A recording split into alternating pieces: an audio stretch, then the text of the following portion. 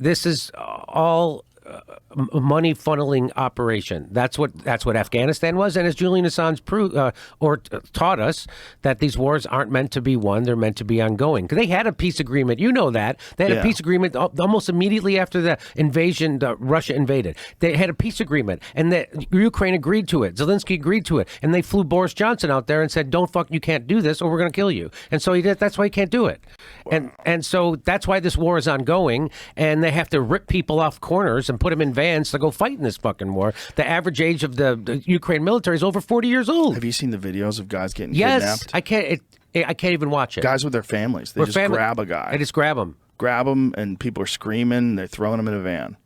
You're going to go fight in a war. I think you lost the war when we already did. So they did. Yeah. So, and then, of course, nobody knows how this war started. You've had Dave Smith on. He explained it. Yeah. You know, nobody still to this day knows about the Maidan coup, that the United States got in bed with right-wing Nazis in Ukraine to overthrow a democratically elected government. And then they started bombing the people in the east of Ukraine, called the Donbass, and they wouldn't stop. They had two peace agreements called the Minsk Accords. Guess who violated them?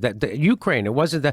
And then, of course, it was the expansion of NATO, right? The threat of putting NATO on the border of Russia, which everybody from Kissinger to Chomsky and everybody in between said, that's a mistake. Don't do that. Well, that's, of course, what they're doing.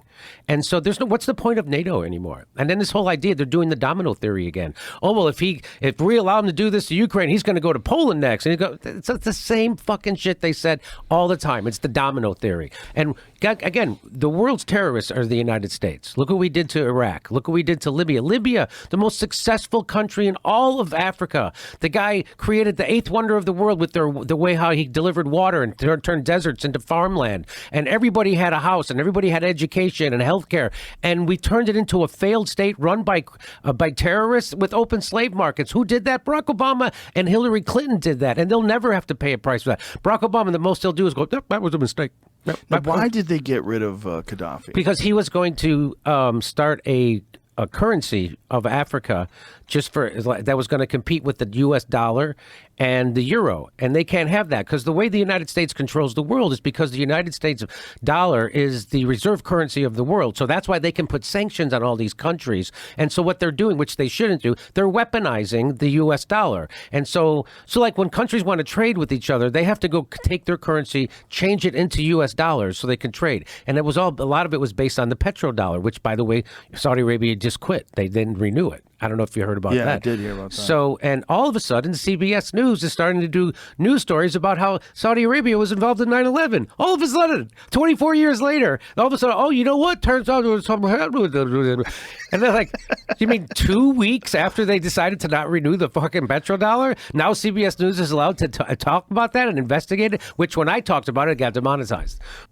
So that's why, because Gaddafi was doing that. Mm-hmm. He was going to set up a currency for all of Africa, and it was going to be based on have a gold standard. And so they're like, no, you're not. You're not fucking doing that. And they made up a bullshit thing like, we got to save the people. Whatever. You guys, they don't give a fuck about the people in America. They got veterans and everybody else living under every goddamn bridge in this country. You think if they gave a shit about those people, don't you think they'd start helping the people right outside the front door? Right. Instead of, no, we got to go help people in Libya, and we got to help people. It's about helping people in Ukraine, and it's about helping people in Taiwan, and it's about no. This is all about an upward transfer of money. This is about balkanizing countries and turning it over to BlackRock and Vanguard. That's what this is about. There's $15 trillion in natural. In rare earth minerals in Ukraine. And if we don't get it, China's going to get it and Russia's going to get it. We can't. So now 3 years into this war, you're telling me it's about, why can't we just do regular economic shit and try to outcompete people? Because that's all this is. These are economic wars that they turn into. Well, Fred Hampton said that politics is war without violence. War is politics with violence. Yeah. And so that's what these wars are. None of them are real. They're not what you think they're for. That's all made up. I can't believe people still fall for the Ukraine war. They went into that so quick. They got rid of the... Well, Russiagate set it up. And when I was at the Young Turks, I would tell those people, those knuckleheads at the Young Turks, when they were Russiagating, I go, they're going to use this for a war. And that's exactly what they knew they were doing that. They knew that they were getting people mentally ready for a war with Russia. And by this right now, it's a proxy war with Russia.